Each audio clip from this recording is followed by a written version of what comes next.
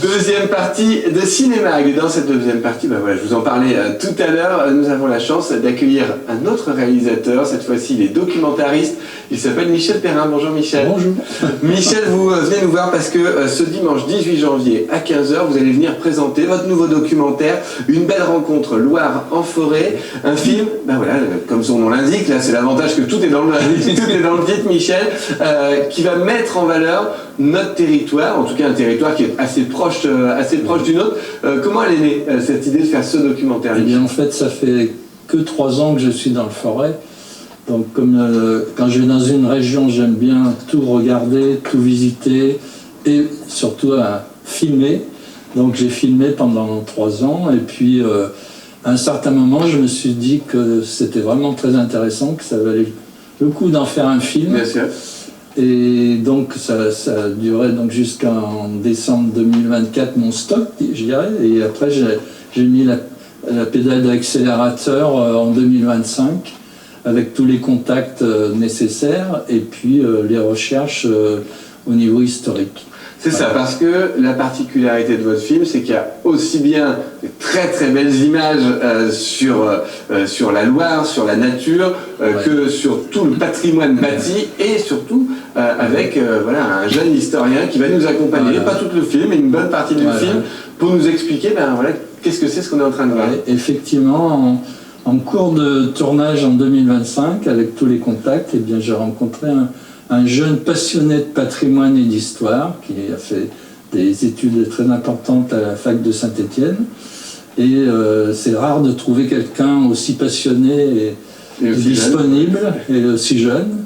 Donc oui, tout à fait. C'est l'aspect jeune qui m'intéressait beaucoup. Et donc c'est devenu une partie du fil rouge du film, effectivement. Parce que pour vous, c'était important que tout soit conjugué, qu'on ne soit pas juste dans la belle image, qu'on ait vraiment quelque chose en plus. Voilà. Et l'autre fil rouge, en fait, c'est le fleuve. Quand on dit la Loire, c'est pas le département de la Loire, c'est le fleuve.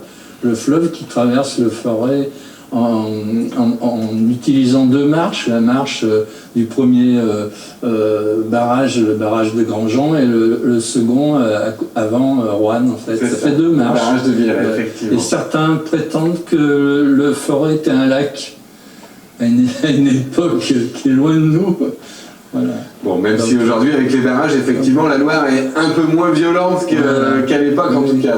Oui, tout à fait. Moi, j'ai appris en faisant les recherches que le barrage de Villeray servait à éviter des grandes crues à Orléans, donc c'est pas à côté. Hein. Effectivement, effectivement. Donc ça veut dire qu'aussi on va passer par le château de la Roche, enfin en tout cas tous ces endroits qu'on apprécie tant.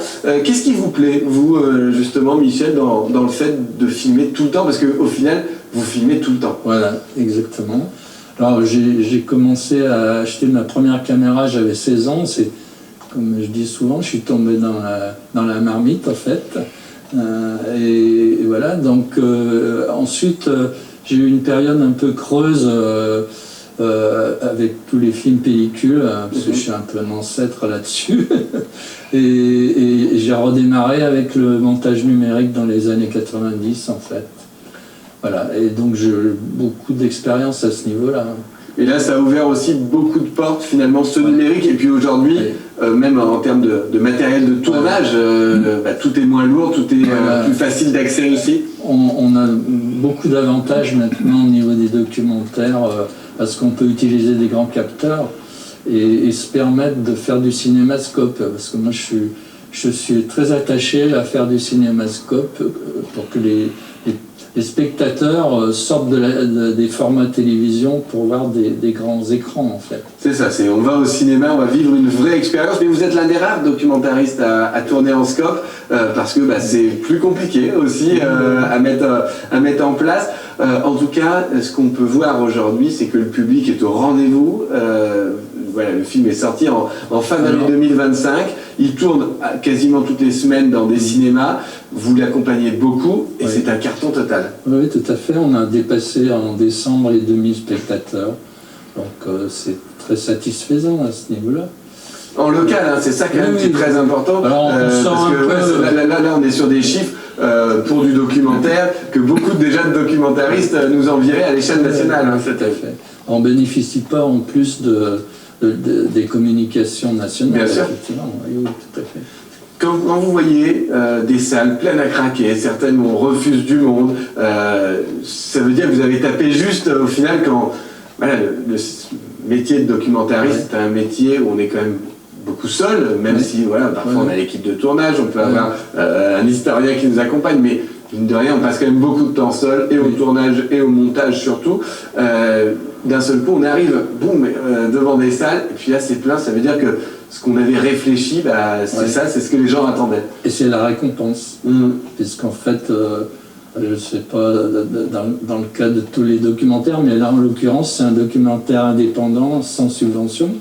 Donc le moteur c'est d'avoir du monde, rien que d'avoir du monde dans une salle, ça fait plaisir. C'est ça. Ça prouve qu'on a tapé juste. C'est ça. Et de se dire aussi que finalement le public... mais il n'a pas peur du documentaire, il faut que les salles, elles osent aussi aller vers le documentaire. Exactement, c'est la bonne question en fait, pourquoi il n'y a pas plus de documentaires dans les salles de cinéma.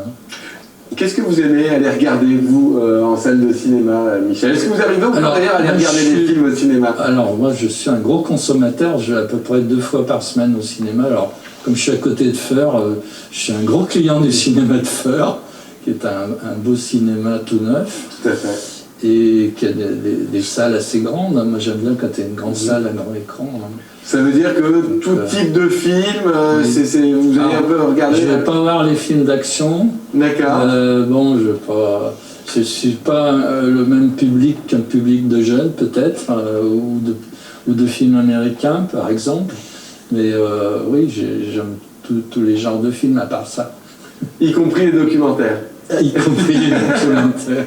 Bon, la question qu'on pose tout le temps aux cinéastes qu'on a avec nous dans cette émission, c'est il y a un film qui est sorti, mais finalement on sait que le temps que le film était monté puis soit distribué, finalement ça fait déjà plusieurs mois que ce film-là est terminé. Ouais.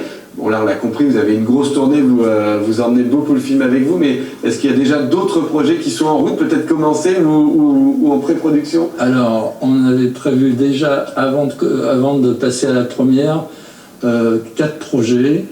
Bon, ils ne sont pas abandonnés en fait, ils sont décalés. Et le premier projet à réaliser en fait va s'appeler Urfé, donc les 4 lettres issues de la famille d'Urfé en fait.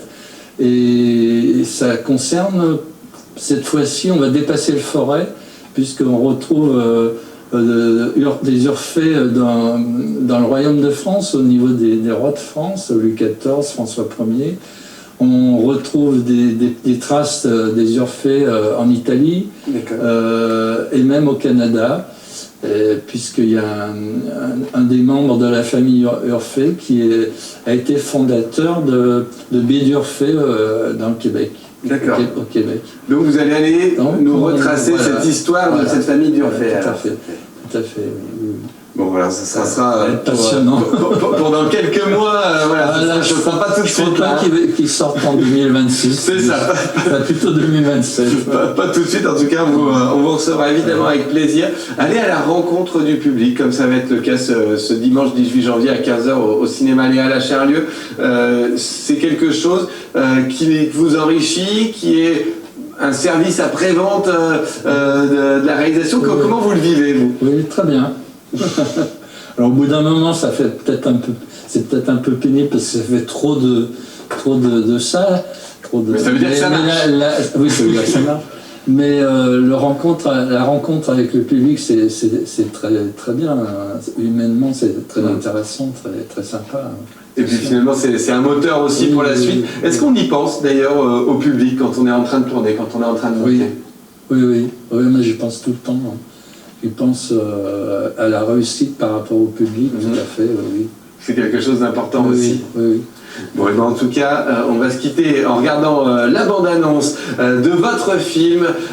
En tout cas, allez-y nombreux ce dimanche à 15h au Cinéma Léal à Charlieu, parce que on a déjà la chance de pouvoir avoir des réalisateurs. Alors là, en l'occurrence, effectivement, ça s'enchaîne en ce moment à Charlieu, parce qu'il se passe plein de choses. Donc, on l'a compris, le Ciné-Club, c'est ce qu'on a parlé dans la première partie de l'émission. C'est jeudi soir et vendredi matin avec Clément Schneider. Et puis, dimanche après-midi à 15h, ça sera avec vous, Michel Perrin. Merci. On va se plonger dans cette Loire que l'on aime tant.